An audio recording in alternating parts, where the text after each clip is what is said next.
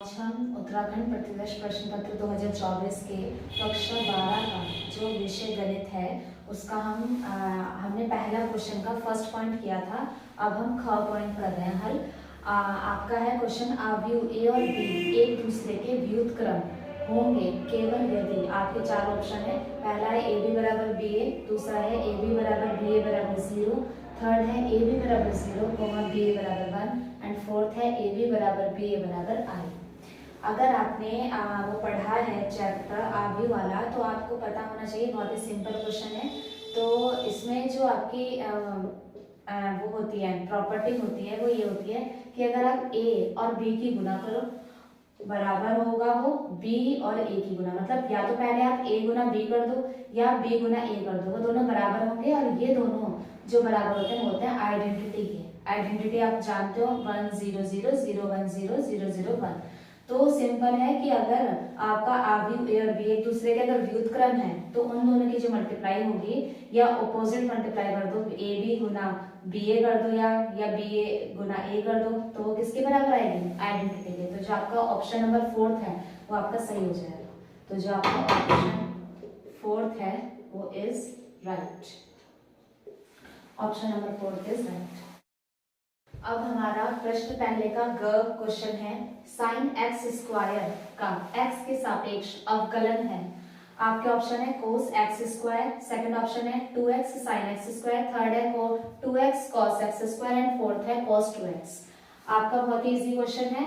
आपका दिया है साइन एक्स स्क्वायर का एक्स के सापेक्ष अवकलन। अवकलन होता है डी बाई डी एक्स, ठीक है।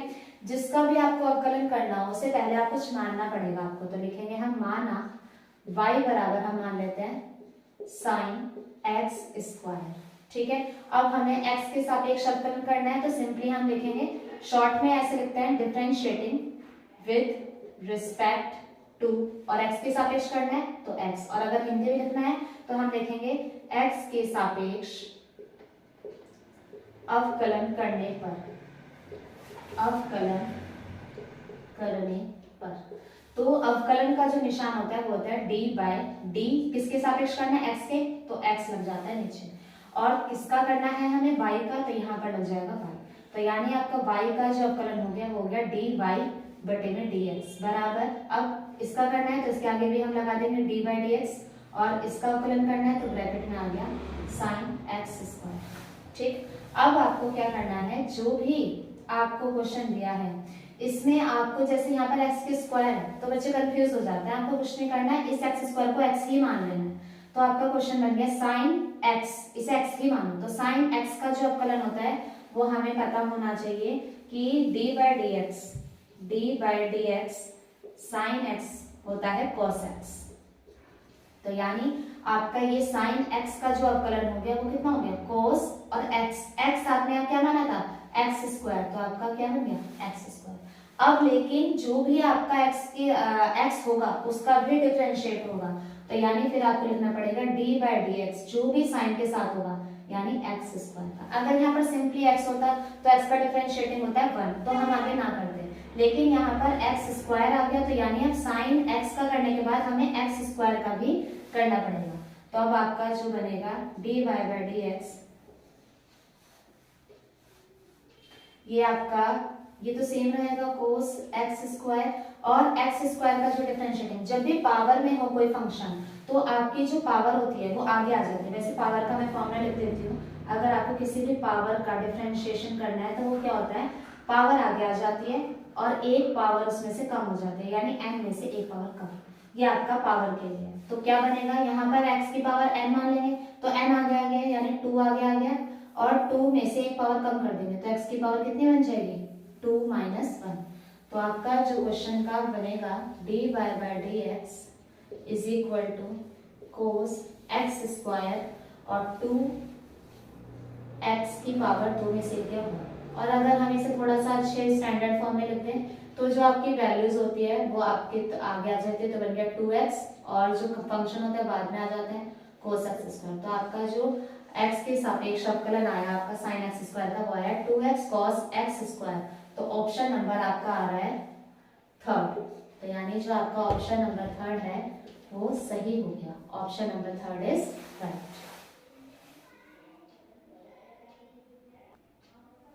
अब हमारा प्रश्न पहले का घ क्वेश्चन है, यदि F A plus B minus X बराबर एफ ऑफ एक्स, ये आपको दिया है, तो आप इंटीग्रेशन ए से B X F of X D X का मान आपको निकालना है। आपके चार ऑप्शंस ये आपको दिए हैं। 0 पहला है a plus B by two integration A से B F B plus X D X, third है b minus A by two A से B F of X D X, and fourth a plus B by two A से B integration और F of X D X. अगर आप थोड़ा सा इसमें ध्यान लगाओगे तो आपको प्रॉपर्टी इसमें यूज करनी है। तो सबसे पहले हम लिख लेते हैं, हमें दिया क्या है, दिया है F of a plus B minus X बराबर एफ ऑफ एक्स, इसी का ही हमें यूज करना है क्योंकि ये हमें गिवन है। अब आपको निकालना क्या है, आपको निकालना है ज्ञात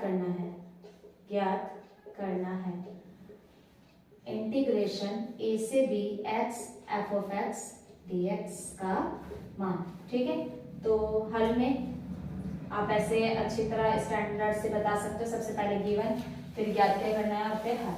तो हल में आप लगाओगे यूजिंग प्रॉपर्टी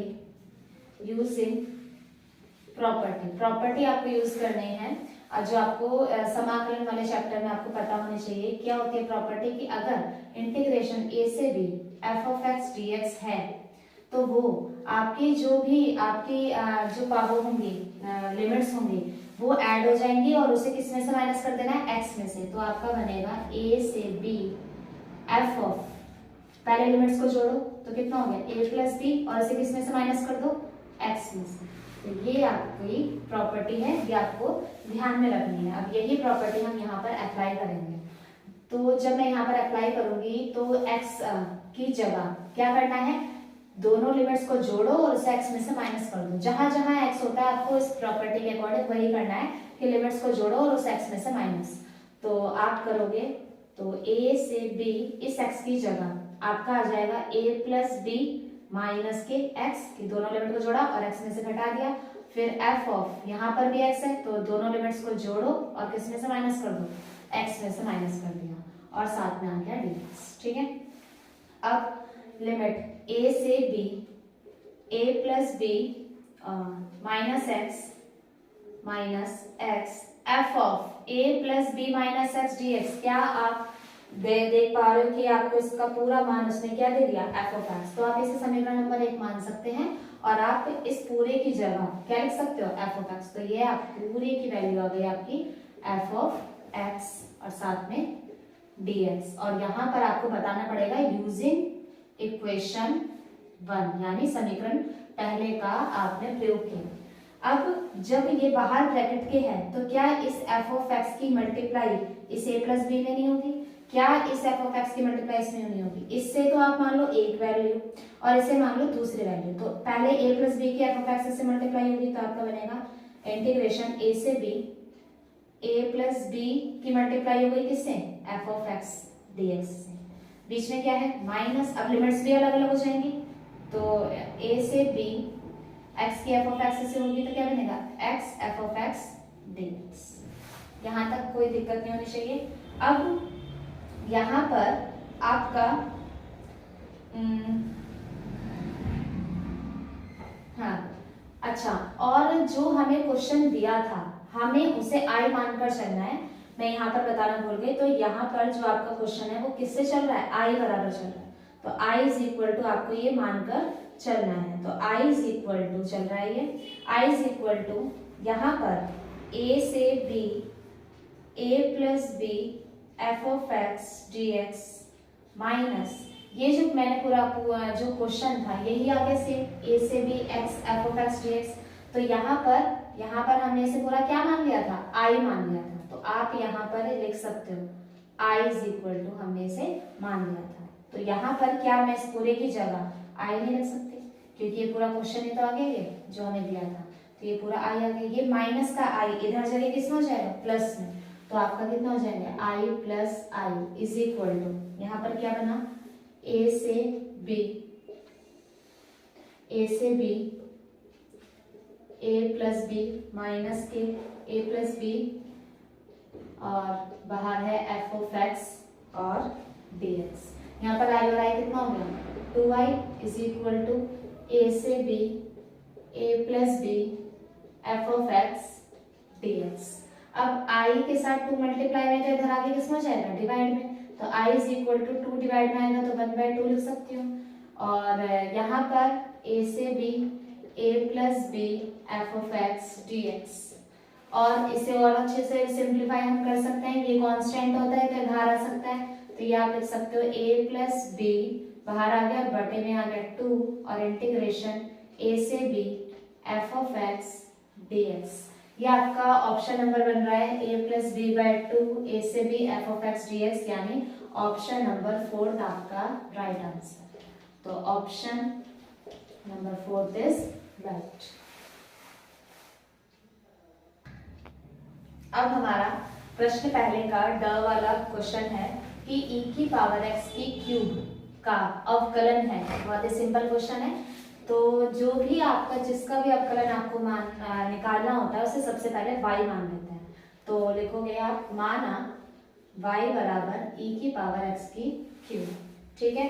फिर वही आपको अवकलन करना है तो आप लिखोगे डिफरेंशिएटिंग विद रिस्पेक्ट टू, यहाँ पर x है तो x के रिस्पेक्ट में ही करना होगा, इसमें कोई दो राय नहीं है कि जहाँ पर जब x होता है तो x के रिस्पेक्ट में ही मोस्टली किया जाता है। और अगर आप इसे हिंदी में लिखोगे तो आप लिखोगे x के सापेक्ष अवकलन करने पर, ठीक है। आप हिंदी और इंग्लिश दोनों में लिख सकते हैं, ऐसा नहीं है अगर आप हिंदी मीडियम से हैं तो आप ये नहीं लिख सकते हैं। वहाँ पर बोर्ड में आपको अपना बचाना पड़ता है टाइम, तो आप differentiating with respect to x simply लिख सकते हैं। तो अब इसका y का जो होगा वो क्या बन जाएगा d बाई डी एक्स, ठीक है। डिफरेंट जब भी अवकलन करना है तो d बाई डी लगता है, x के सापेक्ष करना है तो x लग गया, और किसका करना है y का, बराबर इसके आगे भी लग जाएगा d बाई डी एक्स और e की पावर x की क्यूब, ठीक। तो ये बन गया आपका dy बाई डी एक्स निकालना है बराबर e की पावर x का जो अवकलन होता है, आपको पता होना चाहिए कि जो e की पावर x का अवकलन होता है वो e की पावर x ही होता है। e की पावर x का अवकलन e की पावर x, और जो भी x दिया हो उसे पूरा x मान लो, तो e की पावर इस पूरे को हमने क्या मान लिया x मान लिया, तो ये बन गया e की पावर x। तो e की पावर x का अवकलन तो e की पावर x, x आपका क्या है x की क्यूब, यही आ जाएगा।